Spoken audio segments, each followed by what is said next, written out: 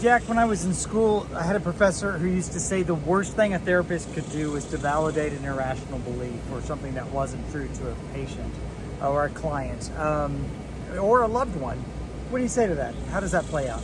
I say that's good advice. I think feeding into somebody's delusion isn't helping them, and as a clinician, we're supposed to not do anybody harm. Like, that's the ethical rule, right? And so I think that if you give in to somebody's delusion, that's not doing them good. It actually is doing them harm, because in the long run, it's not going to go well for them.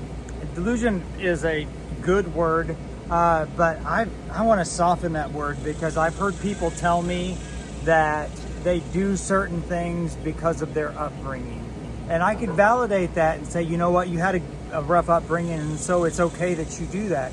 But I feel like that's just a terrible underestimation of what a person's capable of. And I feel like that's a terrible underestimation of what a person's capable of overcoming.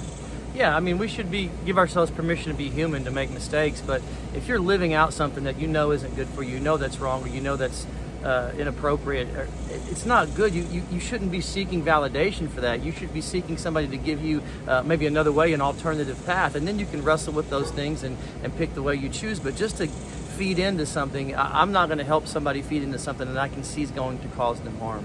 This won't be popular, but I don't think that many people are going to see it. The way that modern psychology is going is it is going towards the direction of what feels good, necessarily of what is better.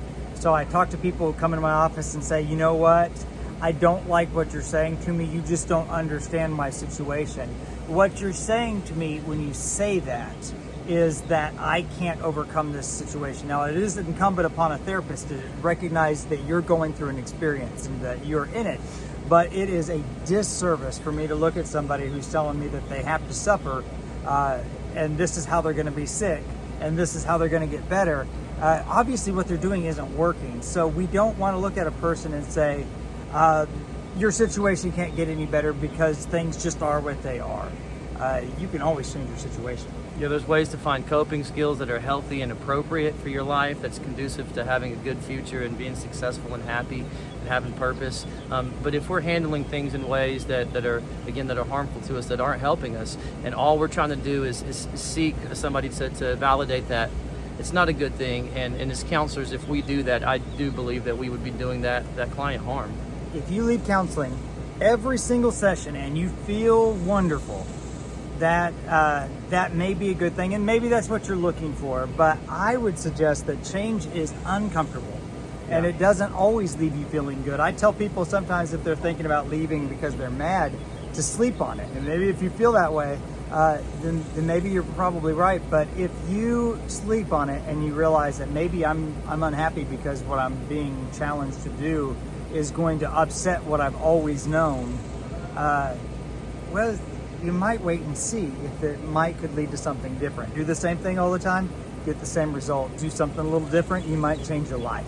Yeah, I think this culture has become quite self-absorbed, and a lot of it is about us, me, and that's just not a good place to be. And if we look at life that way, we're going to be able to take on these bad habits, and it's going to be okay because it's all about me. And I just think that's a bad way to do it. And so when as counselors, we have to make sure that we help people to get out of that mindset, that there's a big, awesome world out there. It's not all about you. If you make it all about you, it's going to be really hard to be successful and have good relationships and make an imprint in this world. If you maybe you need to talk to a counselor about some of your beliefs to see if they are rational or irrational. Maybe you need somebody who'd be willing to look at you and care enough about you to say, hey, that's not reality, or maybe it is reality, but it doesn't have to be. Well, Jack does that. Jack will tell you. And well, we do counseling, and the goal of counseling is to help your life to improve. And if we can help, give us a call.